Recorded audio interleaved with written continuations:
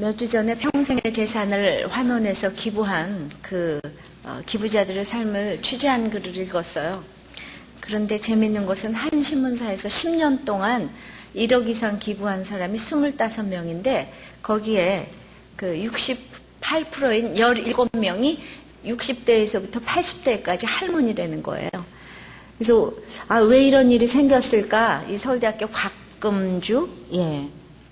곽금주 교수가 분석을 해놨는데 대부분 힘들고 가난한 기억을 가진 이런 할머니들이 기부를 하는데 다른 사람들의 아픔을 공감하는 능력이 뛰어나기 때문이라고 합니다.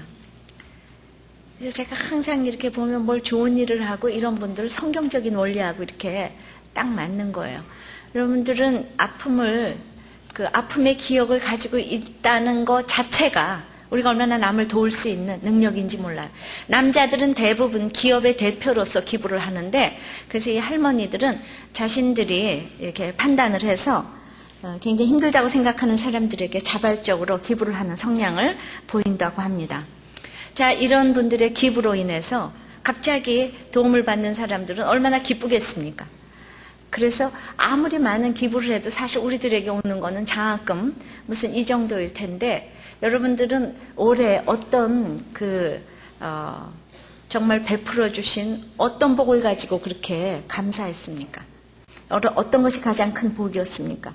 우리들에게는 장학금 정도가 아니고 평생을 책임져주는, 영혼을 책임져주는 이런 주의 베푸신 큰 복이 복 중에 가장 큰 복이 아닐까요?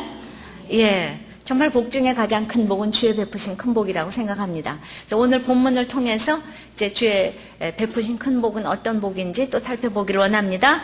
첫째가 이제 자손의 복을 주셨는데 이 자손의 복, 특별히 하늘의 별같이 많게 하시고 약속하신 땅을 다 차지하게 하셨다는 것입니다. 이제 22절서부터 저희들이 좀 읽어보겠습니다. 22절서부터 25절까지 읽습니다. 시작! 또 나라들과 족속들을 저에게 각각 나누어 주심에 저희가 시온의 땅 곧 헤스본 왕의 땅과 바산 왕 옥의 땅을 차지하였나이다. 주께서 그 자손을 하늘의 별같이 많게 하시고 전에 그 열조에게 명하사 들어가서 차지하라고 하신 땅으로 인도하여 이르게 하셨으므로 그 자손이 들어가서 땅을 차지하되 주께서 그 땅 가나안 거민으로 저희 앞에 복종케 하실 때에 가나안 사람 그 왕들과 본토 여러 족속을 저희 손에 붙여 임으로 행하게 하심에 저희가 견고한 성들과 기름진 땅을 취하고 모든 아름다운 물건을 채운 집과 파서 만든 우물과 포도원과 감람원과 허다한 감옥을 차지하여 배불리 먹어 살찌고 지혜 큰 복을 즐겨 싸우나. 자, 이렇게 엄청난 복을 우리에게 허락하셨는데 아브라함 한 사람을 불러내가지고 이제 70명이 200만이 돼가지고 창세기 출애굽기를 거쳐서 이제 여호수아에 들어가서 이 모든 땅을 차지하게 하셔가지고 젖과 꿀이 흐르는 가나안 땅에 우리 후손이 들어갔대요. 이것을 아브라함은 보지 못하고 죽었죠, 그죠? 믿음의 선진들은 이것을 보지 못했어요. 그러니까 우리가 믿음으로 자손들이 누리는 것을 볼 수가 있어야 하는데 이제 하늘의 별같이 많게 해주셨다는 것이 이제 무슨 뜻인가요? 창세기 12장 12절에 그 후손의 번성에 관한 약속을 이제 지키셨는데 가만히 생각을 해봤어요. 이건 정말 기적인 거예요. 아브라함 한 사람을 갈대아 우르에서 이제 뽑아내셔가지고 200년 만에 70명이 되게 한 거. 이게 너무 어려워요. 진짜 너무 어려운 일인데 여러분들 생각을 해보세요. 아브라함이 낳은 아이들이 다 간 게 아니라 이스마엘과 이삭을 낳았는데 거기서 이삭만 골라냈죠. 이삭의 아들 에서와 야곱 중에서 야곱만 골라냈어요. 그러니까 야곱도 이제 너무나 험악한 인생을 살면서 종살이 하면서 거기다가 그냥 정말 여자를 넷이나 얻어들여서 그냥 자손들끼리 싸움질하고 너무나 험악한 인생을 살아가지고 드디어 3대 만에 야곱의 자손들은 애굽으로 가게 된 거예요. 그래서 모태신앙이 또 중요하다니까요. 그냥 하루아침에 안 되는 거예요. 근데 그러니까 내가 어떤 사람을 내가 불신결혼해서 그 사람을 믿게 하겠다고 시집 장가를 갔는데 평생토록 못 믿게 하는 경우가 허다한 것이죠. 그리고 도리어 아주 아버지한테 효도하고 이랬던 에서는 다 약속의 땅을 떠나버렸어요. 이스마엘도 사냥자라고 이랬던 사람 자기 발로 다 떠나버렸어요.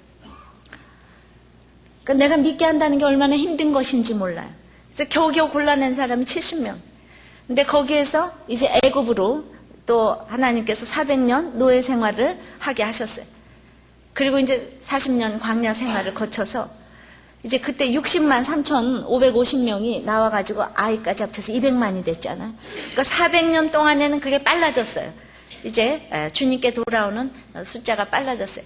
그러나 거기에서 하나님께서 또 추리셔서 유대인들 중에서 또 추리셔서 예수님을 고향 사람들이 죽였기 때문에 그 유대교, 정말 예수님의 고향 땅이었던 이 유대 사람들이 예수님을 죽였기 때문에 거기서 이제 천주교가 나오기 시작했고, 천주교가 또 이런 그대로 이런 또 성경에 나온 이런 일들을 행하기 때문에 루터가 종교개혁을 해가지고 이 개신교 프로테스탄트가 나왔어요.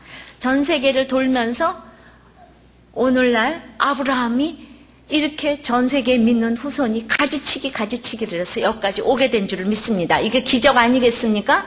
우리가 바로 하늘의 별같이 많게 하신 그 아브라함의 후손이라 이 말입니다.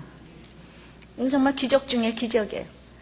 그런데 이제 초대 교회사에도 보면은 예수 믿는 사람들을 너무 핍박하고 히브리 사람들이 카타콤에서 300년 동안을 지하 감옥에서 보낸 걸 아시죠? 그러니까 로마가 팍스 로마나 모든 사람들이 로마로 기름 통하고 로마가 너무나 부유하고 풍요하고 흥청망청하게 되니까 방탕하기 때문에 로마 처녀 중에서 처녀를 구할 수가 없어서 히브리 처녀들이 인기가 상종가가 돼서 전부 다 결혼은 이제 히브리 처녀들하고 하게 됐는데, 히브리 처녀가 이 부자이고 권력이 많은 로마 남편들을 구원하지 못했어요. 근데 누구를 구원했는가요? 그 속에서 낳은 자녀를 구원했죠. 자녀는 날 때부터 했어요. 그 남편을 구원하지 못했어요. 그런데 이 자녀가 또 낳았는데 아버지가 아직도 안 변했기 때문에 결혼을 또 마음대로 믿음의 결혼을 못하는 거예요. 양가가 다 믿음의 이 가치관을 안 가졌기 때문에. 그러니까 이러한 경로를 거쳐서 313년에야 로마가 무너진 거죠. 내가 내 집안을 변화시킨다는 거, 그건 너무너무 힘든 일인 거예요. 그랬는데 아브라함이 그것을 믿음으로 믿고 이 땅을 나그네 된 인생길을 살면서 갔는데, 이제 거기에서 이렇게 자기 자손들이 이 여호수아를 통해서 가나안 땅을 다 정복하게 된 것이에요. 우리는 이거를 믿음으로 바라봐야 되지 않겠습니까? 내 후손들이 이 정말 예수 믿고 가나안 땅 천국을 차지하게 될 것을 정말 바라는 것을 실상으로 놓고 보지 못하는 것들을 증거하면서 걸어가는 우리 모두가 될 줄을 믿습니다. 그렇게 우리가 하십시다. 자, 이 사람들이 이제 다시 여호수아로 돌아가서 이제 보니까 족각 꾸리는 가나안 땅에 이제 들어갔어요. 그러니까 25절에 보니까 막 견고한 성들, 지금 40년의 애굽, 400년의 노예 생활, 40년의 광야 생활을 거치니까 실력이 막 생겼어요. 로마의 그 사람하고 히브리 사람들하고는 비교가 안 되는 것이에요. 이제 그래서 실력이 생겼어요. 가나안에 이 모든 걸 하나님께서 힘으로 붙이셨어요. 그래서 견고한 성들을 다 취했어요. 기름진 땅을 취했어요. 여리고성이 무너지고 이런 모든 육적인 복, 영적인 복을 다 받았어요. 그러니까 우리가 너무 노력하면 하나님께서 아까 간증했지요. 육적인 양식도 영적으로 예배가 회복되니까 육적인 양식도 주시더라 하는 것처럼 이제 하나님께서 이 영적인 예배가 회복되니까 이제 이런 포도원 감람원 허다한 감옥을 이렇게 주게 하셨어요.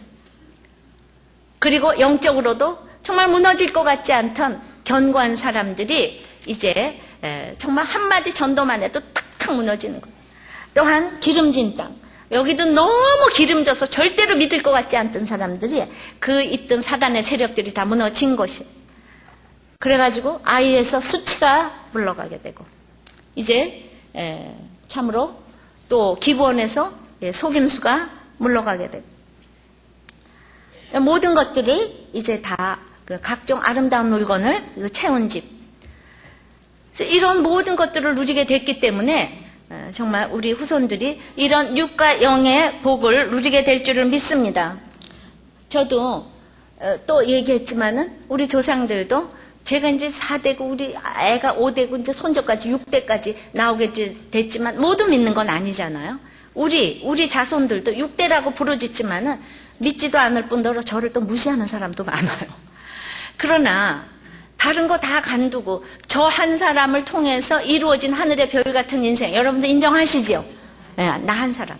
이것을 우리 고조부, 증조부, 외조부 전부 다 못 보고 돌아가신 거 아닙니까? 이렇게 정말 이 눈앞에 있는 저 한 사람을 보고, 정말 별 볼 일 없는 저 한 사람 이렇게 보고 여러분들도 이 자손의 축복을 주실 것을 믿기를 바랍니다. 이제 두 번째는 주께서 베푸신 큰 복. 첫 번째는 뭐라 그랬죠? 자손의 복에 이제 하늘의 별같이 많게 땅을 차지하게 하셨어요. 두 번째는 이 자손을 긍휼히 여겨주시는 복에, 긍휼히 여겨주시는 복에. 자, 왜 긍휼히 여겨주시는가? 25절 읽습니다. 시작. 주의 큰 복을 지금 배불리 먹어 살찌고 주의 큰 복을 즐겼다 그랬잖아요. 근데 맨 나중에 즐겼사오 나아가 이렇게 됐어요. 26절에 저희가 오히려 순종치 아니하고 주를 거역하며 주의 율법을 등 뒤에 두고 주께로 돌아오기를 권면하는 선지자들을 죽여 크게 설만하게 행하였나이다.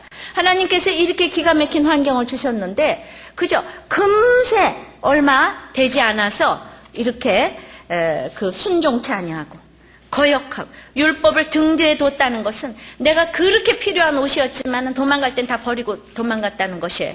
그리고 또 짐승을 잡고 몸속에 있는 더러운 것을, 제사를 위해서 몸속에 있는 더러운 것을 그 짐승에 버리는 것, 그것을 지금 율법을 등 뒤에 뒀다는 표현인데 얼마나 이것이 극도로 패역한 행동인지 모릅니다. 16절에서 광야에서 이제 불순종은 애국과 비교해서 우리가 너무 못 사니까 스스로 두목을 세우고 돌아가고자 한 것은 배가 고파서였는데, 여기서는 배불리 먹어 살쪘는데 금세 거역하고 순종치 아니하고 설만하게 행했다는 것.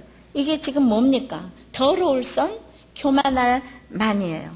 이게 선지자, 그래서 나를 돌아오라고 권면하는 선지자를 이제 죽였다는 것이에요. 여러분들 이런 얘기를 들으면 나는 이거 상관이 없어. 내가 언제 선지자를 죽여?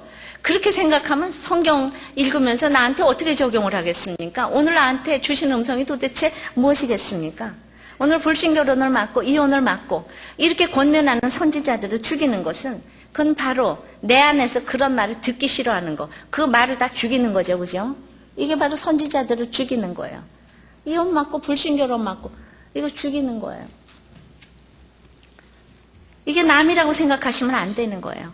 바로 그게 그 나인 거예요. 그런데 27절에 그런데도 불구하고 주께서 그 대적의 손에 붙이사 곤고를 당하게 하시며 저희가 환난을 당하여 주께 부르짖을 때 주께서 하늘에서 들으시고 크게 긍휼을 바라사 구원자들을 주어 대적의 손에서 구원하셨다고 그랬어요. 하나님께서 우리를 크게 긍휼히 여겨주실 가치가 없는 인간이지만은 정말 우리 이스라엘 백성, 믿는 백성들을 위하여서 긍휼이 뭡니까? 창자가 끊어지듯이 애통한다 그랬어요. 창자가 끊어지듯이. 창자가 끊어지듯이 그 애통이 있어야 되는데 여러분들은 남편이 안 믿거나 자녀가 안 믿거나 그냥 뭐 배우자가 안 믿거나 부모가 안 믿거나 때가 되면 믿겠지 뭐 이게 여러분들의 주제예요. 창자가 끊어지듯이 애통이 여러분들이 이제 안 되는 거예요.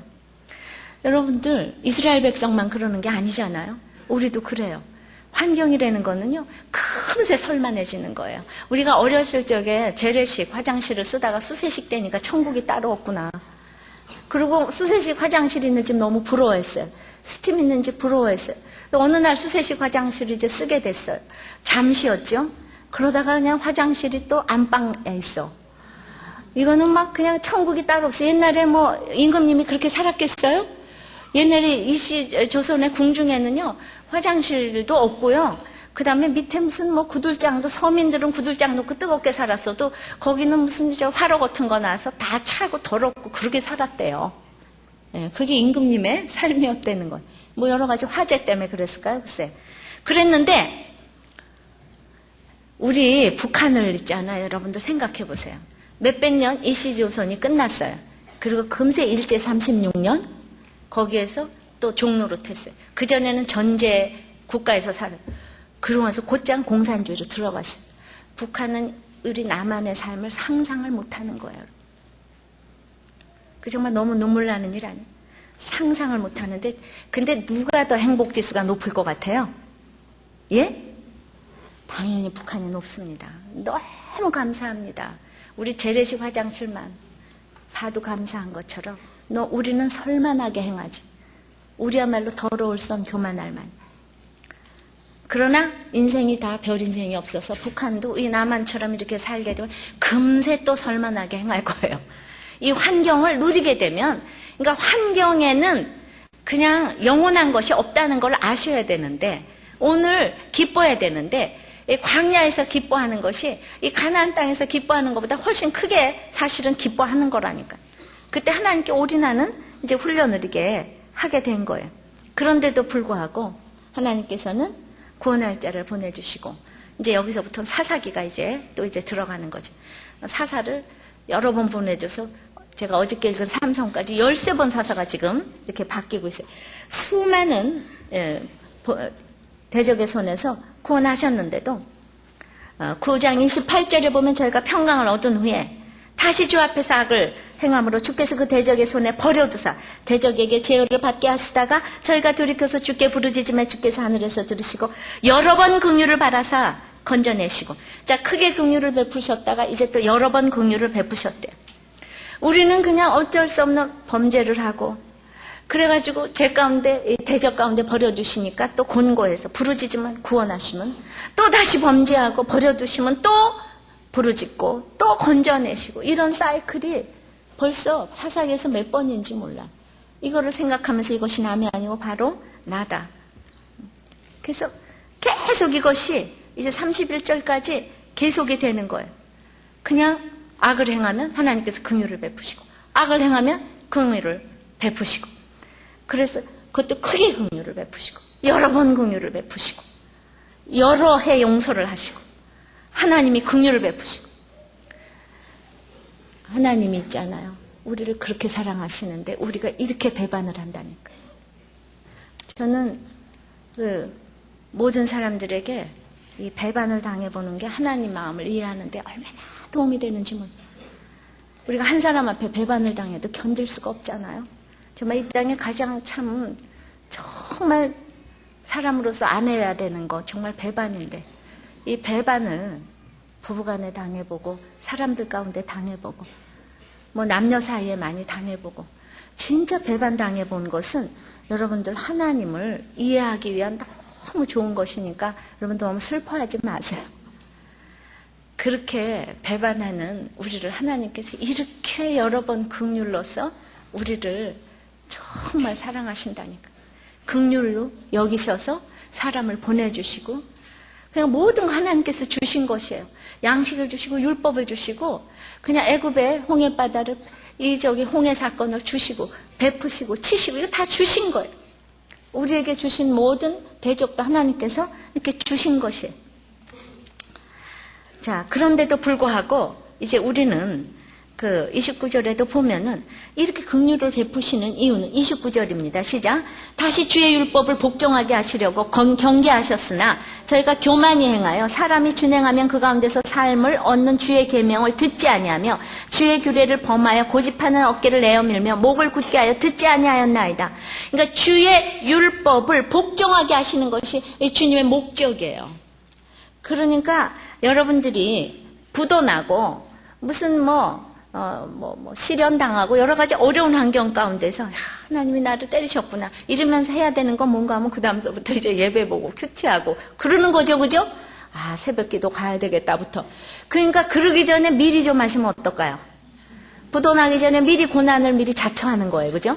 그냥 내가 미리 목장을 가고 미리 큐티도 하고 예배도 가고, 그러니까 결국은 아무리 고난을 당해도 할 일은 그거밖에 없는 거예요. 고난당해서 결론은 그거 하라고 하나님 고난 주세요. 율법을 복종하라고. 근데 우리는 그게 너무나 싫어서 어깨를 내어밀면서 이제 그냥 고난이 와도 말씀을 또 잠시 봤다가 지속적으로 못 봐요. 조금 보다가 조금만 편해도 말씀을 저쪽으로 내어버리는 거예요. 등 뒤에 두는 거예요. 그리고 이제 자꾸 순종하라 그러니까 이제 어깨를 내어 미는 거예요. 황소 고집인 거예요, 이게. 어깨, 멍에를 지지 않으려는 이 황소의 고집인 거예요. 주인의 인도를 따르지 아니하고 율법을 지금 밀쳐버린 거예요. 이것이 목을 굳게 하는 일이에요. 그래서 내가 그렇게 멍에를 지지 않는다고 해서 인생이 쉬우면 얼마나 좋겠어요. 내가 자유하면 얼마나 좋겠어요. 그런데 주님의 멍에를 지지 않으면 그 다음에 고통의 멍에를 지게 돼 있다니까요. 주님의 멍에를 반드시 지셔야 돼요. 오늘 여러분들은 진짜 그 주님의 멍에를 지지 않으면 그 다음에는 30절에 주께서 여러 해 동안 용서하시고 또 선지자로 말미암아 주의 신으로 저희를 경계하시되 저희가 듣지 아니함으로 열방 사람의 손에 붙이시는 것이에요. 내가 그렇게 안 들으면은 이제 열방 사람의 손에 바벨론 아수르에게 더 비참한 길로 갈 수밖에 없는 것입니다. 우리는 하나님의 멍에를 매세요. 우리가 수고하고 무거운 짐진 자들아 다 내게로 오라. 내가 너희를 쉬게 하리라. 나의 멍에를 메고 내게 배우라. 나는 온유하고 겸손하니 나의 멍에를 메고 내게 배우라. 그러니까 주님의 멍에로 바꿔서 치면은 주님께 배우는 것이고 주님이 책임져 주시는 것이고 그 주님이 책임져 주시는 인생은 쉼인 거예요. 그런데 자꾸 주님의 그러니까 죄가 뭔가 하면 내 소견에 옳은 대로 행하는 게 죄인 거예요. 악인 거예요. 주님의 명령을 그러면 따르려면은 말씀을 봐야 되잖아요. 그러니까 우리가 공동체 나눔에도 들어와서 나눠야 되잖아요. 근데 나는 그냥 교회는 완전히 무슨 기복신앙처럼 주일 예배만 휘딱 갔다 와가지고 일주일 내내 아무것도 안 하면서 주님이 내 사업을 해주시기를 원하시고 우리 가정을 중수해 주시기를 원하신다면 그게 바로 고집하는 어깨를 내어밀며 목을 굳게 하여서 듣지 아니하는 거하고 똑같은 것이에요. 내가 불륜을 행하면서 아무리 후회해도 나는 안 만나는 것보다는 만나면서 사랑하는 고통을 택하겠다. 말은 멋있잖아요? 이것이 전부 다 죄악의 멍에인 거예요. 그러니까 이 땅에서 드라마에서 다 이런 대사를 쓰는 거예요. 이게 다 죄악의 멍에인 거예요. 그러니까 너무 멋있는 사람이 나와서 이렇게 막 부드럽게 하면서 이런 대사를 하니까 우리가 그게 다 진리인가 하고 듣는다니까요. 이게 사단의 괴계라니까요. 그래서 주께서 이렇게 우리가 설만하게 행하고 대적의 손에서 구원하셨는데도 또 그냥 이렇게 고집하고 이러니까 이제 30절에 여러 해 동안 용서하셨다고 그랬어요. 여러 해 동안 여러 번 긍휼을 베푸시고 여러 해 동안 용서하시고 여러분들 이런 얘기 들으면 여러분들 있잖아요. 속에서 있잖아요. 피눈물이 올라와야 되는 거예요. 그런데 이 용서하시다는 그 뜻이 있잖아요. 매다 이끌다 당기다는 뜻이. 물리적인 그 힘으로 끌어서 인도한다는 뜻이에요.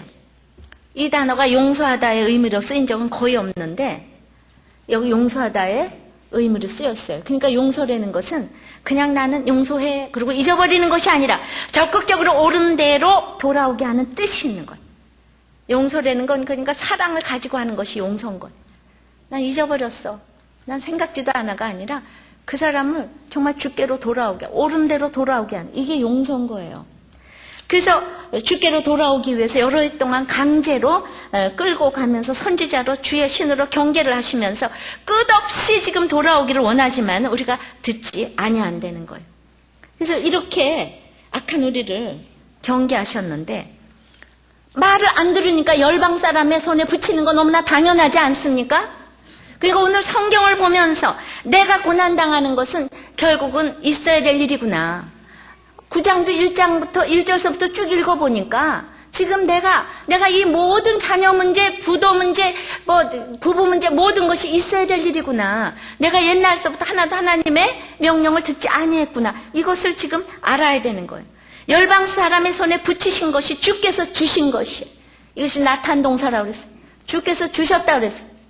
열방 사람의 손에 붙인 것. 내 자녀를 사랑하니까 내가 정말 사랑하니까 때리기도 하고 돈이 없게 내버려 두기도 하고 이것이 주께서 주시는 거예요. 사랑하지 않으면 맨날 좋은 것만 주잖아요. 주님이니까 좋은 것도 주시고 징계도 주시면서 키워가시는 거예요. 제가 재혼이 왜 힘들다 그러겠습니까? 구조적으로 새엄마 말은 듣기가 어려운 거예요. 그리고 새엄마는 또 때리지를 못하는 거예요. 그 그러니까 예수가 없으면요, 때릴 수도 없고, 또 맨날 또 때리기만 해요. 아셔요? 자기 감정을 폭발하니까. 예수가 없으면, 뭐라고요? 팥쥐 엄마처럼 맨날 때리고, 그 다음에는 또 너무 교양이 있어서 절대로 못 때려요. 사랑이 없어서 그래. 그러니까 연산군이, 제가 요새 연산군 얘기를 자꾸 하는 건 우리들 교회 남은숙 집사님이 저한테 책을 하나 줬어요. 거기서 인용을 하는 거예요, 제가. 그런, 걸 다뤘더라고요. 이시조선의 왕들에 대한 얘기. 그러니까 연산군이 윤비가 너무나 이상해가지고 정경 부인한테 교육을 갖다 맡겼는데, 그 정경 부인은 연산군이 앞으로 임금될 사람이 뭐 조금이라도 탈라면 큰일이잖아요. 그러니까 맨날 눈치만 보면서 너무나 교양 있는 이 부인이 그냥 좋다. 그냥 좋은 게 좋은 거다. 사랑 1%도 없는 거예요. 자기 유익 때문에만 그렇게 키운 거예요. 그러니까 그렇게 사랑을 못 받았어요. 그리고 우울한 엄마와 정말 부재중인 아버지 성정이 얼마나 바람둥이인 줄 아시죠? 그리고 냉혹한 할머니, 최고의 악한 부모 밑에서 컸기 때문에 그런 폭군이 나온 거죠. 그러니까 우리는 그러니까 새엄마, 새아버지, 그게 웬만한 믿음 가지고 할 수 있는 게 아니라니까. 제가 많은 상담을 들어요. 얼마나 네 새끼 내 새끼 따지는 줄 알아요? 재혼을 딱 하고 나면 그냥 거기서부터 경계선이 딱 지어지는 거예요. 그냥 앉아서 난 네 새끼 내 새끼예요. 그 치사하다고 생각하지 말아요. 제가 그렇게 날마다 하지 말라는 이유는 이거를 해석해낼 수 있는 실력이 없으면은 이제 바벨론 포로로 끌려가게 돼 있다니까요. 애굽도 모질라서 이제 가게 돼 있다니까요. 그러니까 우리는 무슨 대단한 능력이 있어서 그 새엄마가 돼서 애들을 그렇게 때려줄 수가 있겠어요. 때려줘야 되는데 못 때리는 거예요. 죽어도 지금 이게 해석이 안 되는 거예요, 다들. 그러면서 거기서부터 다시 불화가 생겨지기 시작하는. 그런데 둘 다 똑같은 믿음이라도 이게 힘든데 믿음이 한쪽이 없으면 이거는 그냥 불을 보듯 뻔한 것이에요. 제가 왜 이 성도 떨어지는 소리를 하겠냐고요. 누가 그러더라고요. 딴 데 가서 결혼하고 다시 올까? 이러면서. 그런 얘기를 제가 하는 게 아니라니까요. 정말 여러분들을 긍휼히 여겨서 창자가 끊어져서 사랑해서 하는 얘기라니까요. 다 그런 거예요. 원리가 지금 그거예요. 그러니까 이 얘기를 이제 우리들 교회에서 이 얘기를 해줘야 돼. 여러분들이 다 재혼하신 분들도 정말 우리들 교회가 이 얘기를 해줘야 되는 거예요. 왜 안 해야지 되는지, 왜 불신 결혼을 안 해야 되고 이혼은 왜 안 해야 되는지, 재혼이 얼마나 힘든 건지 다 그렇다니까요. 제일 문제가 뭐예요? 새엄마는 못 때려요. 그러니까 드라마도 좀 그냥 그렇게 대사를 썼으면 좋겠어요. 내가 새엄마니까 못 때린단다, 뭐 이런 거. 그러면 히트를 칠 것 같아. 우리의 그냥 속을 좀 다 꿰뚫어 보는 거. 그러니까 그나마 그냥 믿음이 없어도 친엄마가 때리는 건 다 뭐라고 안 그러잖아요. 이게 큰 악한 하나님의 형상이 그나마 이 부모한테 있기 때문이에요. 하나님의 형상이 그나마 있기 때문에 뭐라 그러질 않는다니까. 정말 그렇게 목사님은 지치지도 아니하고 그렇게 정말 성도의 역사는 죄 가운데 역사예요. 하나님의 은혜가 없이는 참시도 올바르게 서 있을 수가 없는데, 그러므로 이제 우리는 이 긍휼히 여기시는 주님, 안지나서나 나 때문에 창자가 끊어지신다고. 그러니까 이런 창자가 끊어지는 사랑으로 우리 자녀를 사랑하고 정말 가족을 사랑해야 되는데 어떻게 사랑할 수가 있어요? 사랑할 수가 없잖아요. 내가 자녀도 사랑할 수가 없는 거예요. 근데 하나님이 나를 이렇게 오랫동안 참아주셨다니까요. 내가 그렇게 설만히 행하고 그렇게 딴짓을 하고 있는데 그냥 하나님은 이것도 주고 저것도 주고 이래가면서,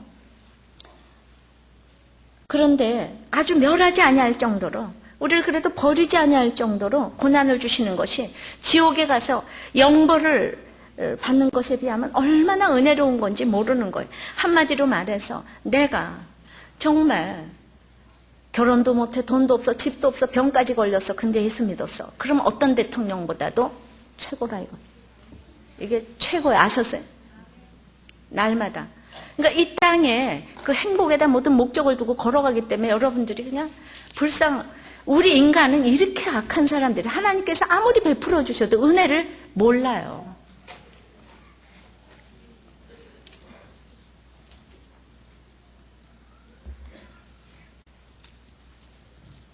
그래서 우리는 진짜 새엄마도 이해하고 새아버지도 이해하고 다 이해를 해요. 얼마나 이상한 일도 많은지 몰라요. 이제 이루 말을 못해요. 그러나 하나님께서 이렇게 오늘 이 26절서부터 31절까지 그냥 한 절에 한 번씩 크게 긍휼히 여기시고 여러 번 긍휼히 여기시고 여러 번 용서하시고 주의 긍휼이 크시고 제가 기가 막힙니다. 여러분들이 얼마나 목이 굳고 얼마나 고집하는 어깨를 내어밀고 내 멍에를 지겠다고 그래 하여튼 나는 후회해도 사랑하는 고통을 택하겠어 이러면서 고집하는 어깨를 내어밀고 얼마나 말을 안 듣는 여러분들 자신인지 아십니까? 그걸 아셔야 돼요. 남이 그런 것이 아니에요.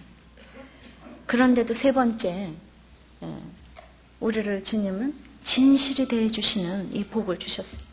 하나님 우리 자손을 진실이 대해주세요. 진실이 대해주세요. 32절입니다. 시작. 우리 하나님이요 광대하시고 능하시고 두려우시며 언약과 인자를 지키시는 하나님이요 우리와 우리 열왕과 방백들과 제사장들과 선지자들과 열조와 주의 모든 백성이 아수르 열왕의 때로부터 오늘날까지 당한 바 환난을 이제 작게 여기시지 마옵소서. 그러니까 이제 시건 그래 우리는요 너무나 설만이 행하고요 너무나 주님을 대적하고요 날마다 고집하는 어깨를 내어밀고 하나님께서 너무 긍휼히 여겨주셨어요. 그렇지만 그래도 아수르 바벨론 포로로 간 건 그래도 작은 일은 아니에요 주님. 내가 당한 고난이 있잖아요 이렇게 너무 작은 건 아니에요 이런 거죠 지금. 아수르 바벨론 포로 간 건 너무한 거 아니에요. 자, 우리 목장 보고서에 그런 얘기가 나왔더라고요. 우리 지금 세 가족에서 늘 간증하시는 이제 집사님, 부인 집사님이 그렇게 썼어요. 예. 그러니까 이제 이분이 4번이나 바람을 피고, 그리고 이제 아들까지 낳았잖아요. 그것도 엘리트가. 그랬는데, 이제 지금은 죄를 깨닫고 서로 목자로서 사역을 잘하고 계시지만은 뭐라 그랬냐면, 특히 내가 지난날 말씀의 힘에 의지해서 이 사건을 건너온 것을 생각하면, 내 스스로가 생각해도 기특해서 눈물이 난다. 그렇게 썼어요. 이게 작은 일이 아니라 이거죠. 그러니까 우리가 날마다 그래 내 죄다 그렇게 얘기하고 이거 작은 일이 아니에요. 그죠? 정말 이거 작은 일이 아니에요. 한마디쯤은 또 해야 돼 우리가. 하나님 내 고난이 작은 거 아닌 거 아시죠? 뭐 이러면서. 그렇지만은 그 다음에는 이렇게 하는 거예요. 그러나 33절 우리의 당한 모든 일에 주는 공의로우시니 우리는 악을 행하였사오나 주는 진실이 행하셨음이니이다. 아멘. 예, 정말 왜 이런 얘기를 하게 될까요? 그러나 내가 아무리 생각을 해봐도 우리는 악을 행하였어요. 이 9장 전체의 주제가 우리는 악을 행하였사오나 주는 진실을 행하셨다. 이게 주제예요. 우리는 이렇게 계속 악을 행하고 있는데 주님은 진실을 행하고 있는 거예요. 그러니까 자기는 죄가 있지 사실 없고 속으로는 남편이 이렇게 죄가 있지 않을까 이렇게 생각을 했는데 이 교만을 남편이 밟아주지 않았으면 정말 사람이 되지 않았을 거라고 7년이나 따라다녀서 결혼을 했는데 이게 남편으로 가족에게는 너무 잘해주었기 때문에 너무 잘해주다가 바람을 피니까 물 붓고 목 조르고 별거 다 했겠죠 부인 집사님이. 네가 인간이냐 그러면서. 그러니까 이제 그게 그렇게 악하다는 걸 생각을 못했는데 내가 얼마나 똑같이 악하게 행했다는 걸 그때는 몰랐지만은 사실 돌아오고 나니까 똑같은 죄인이라는 것을 이렇게 알게 되고 왜 자기가 악하다고 생각을 하는가 하면은 이렇게 고난이 이제 정말 작은 것이 아니었는데 남편이 돌아와서 지금 너무 목자로 그냥 잘 섬겨주시고 그냥 이러니까 이제 또 설만이 행하잖아요. 살이 쪘잖아요.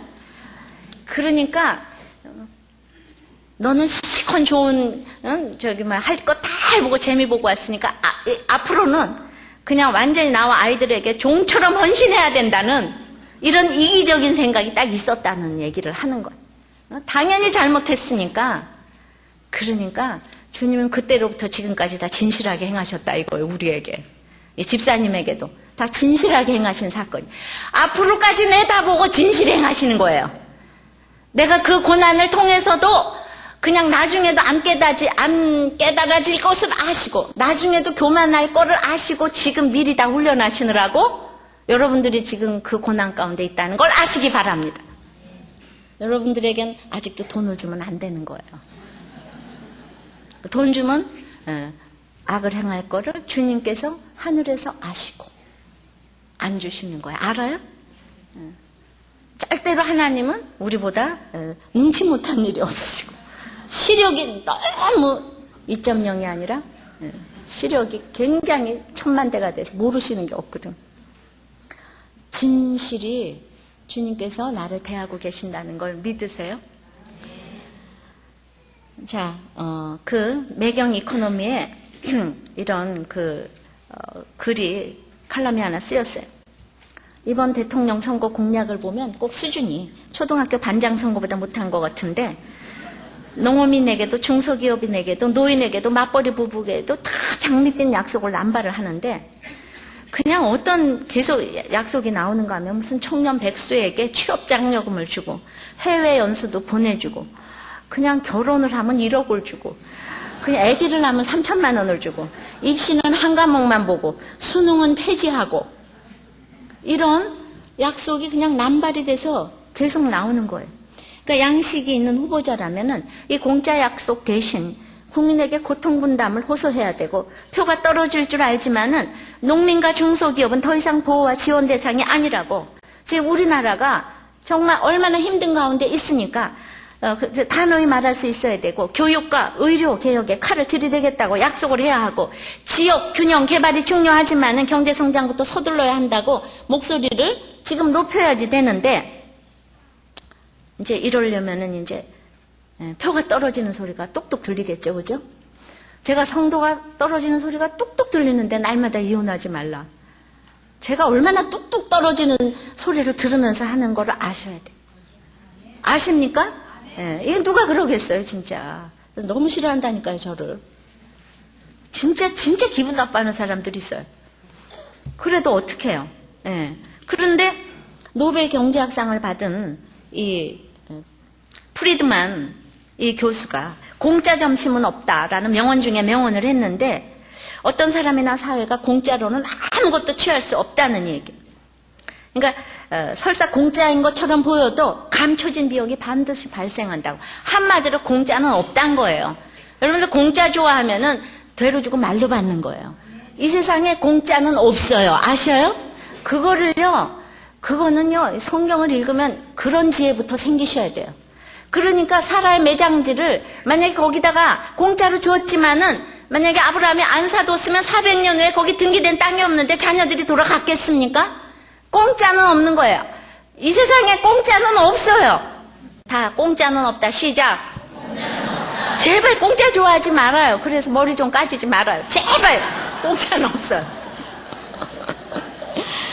그래가지고 이 프리드만이 공무원 늘리고 예산 마구 쓰고 공짜 점심 약속을 남발하는 정부를 도둑이라고까지 악담을 퍼부었어요. 그러니까 화끈한 공약이 아니라 진실을 말하는 후보, 이번 선거의 판단 기준이 돼야 된다고 이렇게 지금 썼는데 우리가 반드시 이렇게 무엇이든지 진실한 얘기를 하려면 사람들이 다 좋아할 수 없다는 거, 그걸 여러분들은 아셔야 합니다. 예. 그래서 이제 특히 지도자가 잘해야지 되는데 34절입니다. 시작. 우리 열왕과 방백들과 제사장들과 열조가 주의 율법을 지키지 아니하며 주의 명령과 주의 경계하신 말씀을 순종치 아니하고, 그러니까 이렇게 악을 행하는데 지도자들이 앞장을 쓰는 거예요. 지도자들이 말씀을 듣지 아니하는 거예요. 맞아요. 아무리 성도가 문제라고 해도 1차적으로 저는 지도자에게 문제 있다고 생각합니다. 교회는 목사만큼만 잘하게 돼 있어요. 목사만큼만 딱 거룩하게 돼 있어요. 목사만큼만 성숙하게 돼 있어요. 그 이상 자라가지 못해요. 그 이상 자라가게 되면 이제 문제가 생기기 시작하는 거예요. 제가 생각을 해보니까 전 정말 이 얘기를 좀 하고 싶은데, 나는 우리들 교회가 왜 잘 되는지 난 너무 이상하거든요. 왜 많이 모이는지 이상하거든요. 근데 제가 뭐가 빽이 있어요. 아다시피 이렇게 열악한 장소에서 냉난방도 안 되는 여기에 그렇게도 남자들이 무시하는 여자인데 앉으나 서나 그냥 맨날 남편들이 저 무시한대요. 그래가지고 못 온대요. 이게 입에 붙었어요. 그래, 그렇게 무시하는 제가 여자 목사라고요. 그러니까 안 무시했으면 얼마나 더 모였을까요? 무시해서 이 정도인데. 한 사람이 그냥 성경대로 그냥 가는데, 근데 대한민국 목회자들은 이 정도로 안 하니까 이거 안 모이는 거야. 좀 이 생각이 드는 거예요. 한 사람이 그냥 이렇게 십자가 말씀을 길러놓고 걸어갈 적에, 그래서 아무리 성도가 문제가 많아도 제일 중요한 건 지도자인 거예요. 그 집안의 가장인 거예요. 목사인 거예요. 지도가자가 중요한 거예요. 제가 인간적으로 목회하는 게 지금 뭐가 있어요? 누구 백과 누구 줄을 대고 지금 합니까? 내 남편이 목사의 길을 해요? 내 부모가 지금 다 돌아가셨어요. 아무도 없어요. 진짜 무슨 백이 있습니까, 저한테? 그냥 온전히 돌아오는 건 무시밖에 없는데. 그러므로 정말 지도자가 중요해요. 아셨습니까? 만인 제사장 시대에 여러분들은 다 지도자인 줄을 믿습니다. 그러므로 이제 뭐라고 이제 그랬는가 하면은 35절의 시작. 저희가 그 나라와 주의 베푸신 큰 복과 자기 앞에 주신 넓고 기름진 땅을 누리면서도 주를 섬기지 아니하며 악행을 그치지 아니한 고로, 그러니까 우리에게 아무리 주의 베푸신 큰 복, 이렇게 복을 베풀어 주셨어도 내가 눈앞에서 기름진 땅을 이렇게 누리게 되면은 그냥 하는 일이 주를 섬기지 아니하고 악행을 그치지 아니하는 것이 우리 일이 되는 거예요. 눈앞에서 먹고 살만한 것이 있으면 부자가 천국 들어가기가 하늘을 낙타가 바늘기로 들어가는 것보다도 더 어렵다고 그랬어요. 제가 서두에 기부자들의 삶을 언급했는데 그 기부 후의 삶을 또 거기다 취재를 해놨는데 어떤 분은 그냥 너무나 그 할머니가 자랑스럽고 손주들까지 IMF 때 그냥 너무나 잠시 망해서 그 돈이 생각나기도 했지만은 손자가 할머니를 너무 자랑스러웠으니까 너무 뿌듯했다. 이런 분도 있는가 하면 또 어떤 분은 그냥 기부한 다음서부터 찾아오는 사람도 없고 딸도 안 오고 유일한 애출은 병원에 가는 거고, 또 어떤 사람은 그냥 여기 투자해라 저기 투자해라 뭐 어디에서 계속 우리에게 후원해라.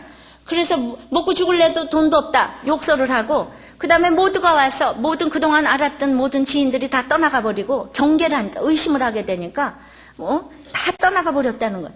추석에도 홀로 지냈다는 거예요. 집까지 사주고 시집 보낸 딸도 그냥 친딸도 거의 연락이 없이 지내고. 저는 기부를 하고 이렇게 어렵다는 것을 진짜 알았지만 진짜 알았어요. 그게 왜 힘든지 알아요? 성경은 오른손이 하는 일을 왼손이 모르게 하라 그러는데, 이 땅에서 잠깐 상을 받았지만은 그렇게 이 세상에 내가 하는 것이 없기 때문이에요.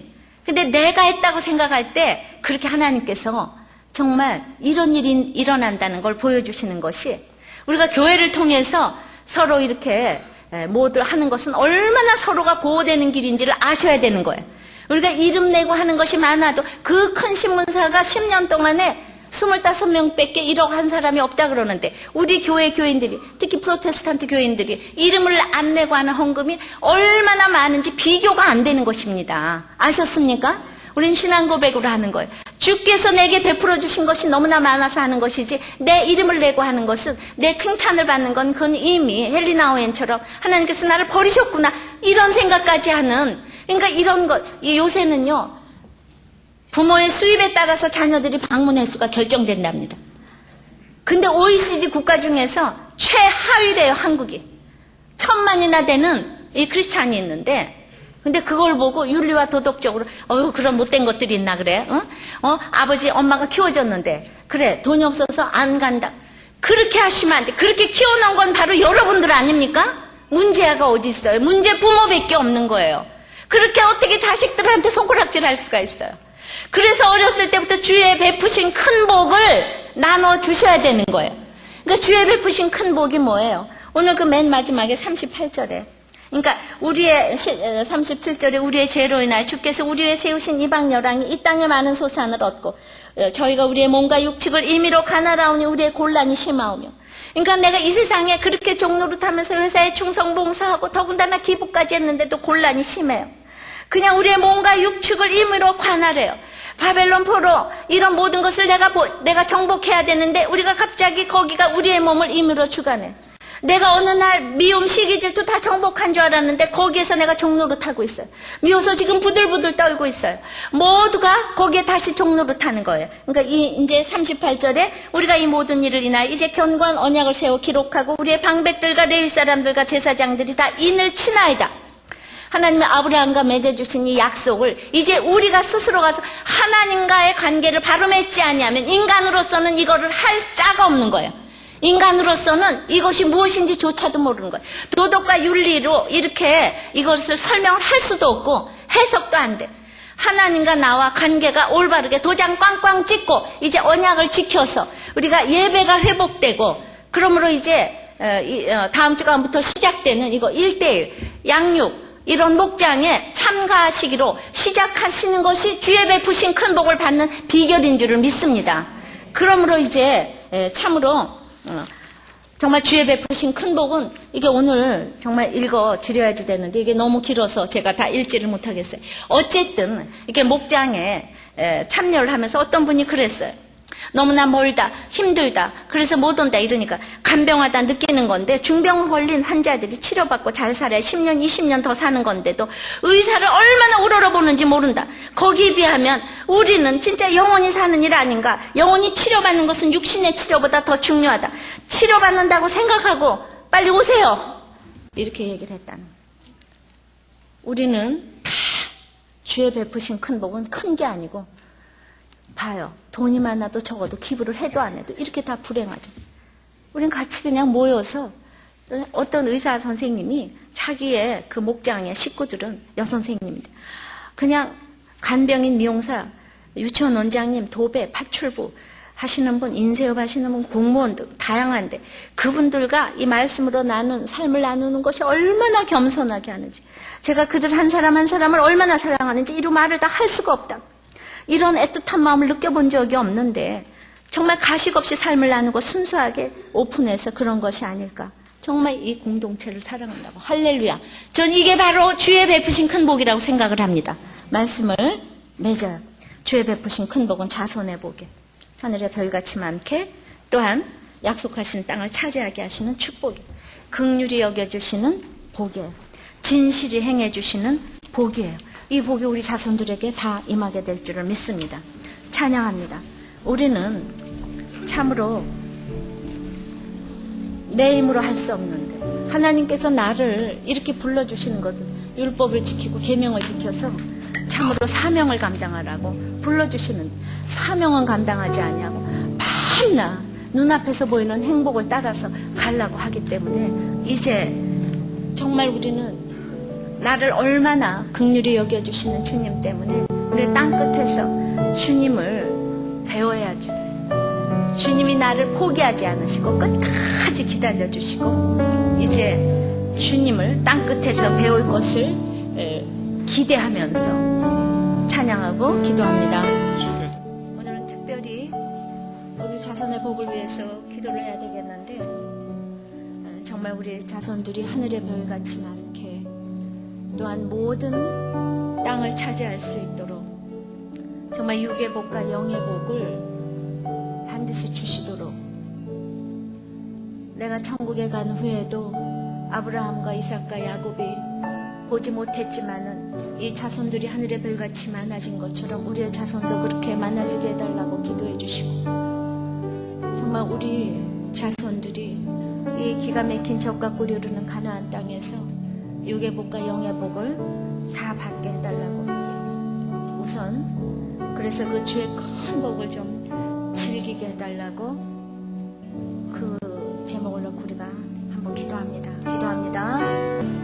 그러나 그렇게 육과 영의 복을 주셨는데도 불구하고 설만이 행하고 다시 주 앞에서 악을 행하고 주의 계명을 듣지 아니하고 고집하는 어깨를 내어밀며 목을 굳게 하여도 여러 번 긍휼을 베푸시고 크게 긍휼을 베푸시고 여러 해 땅한 용서해 주시는 주님이 우리 후손들에게 끝까지 이렇게 용서해 주시기를 우리가 기도하십시다. 그리고 이제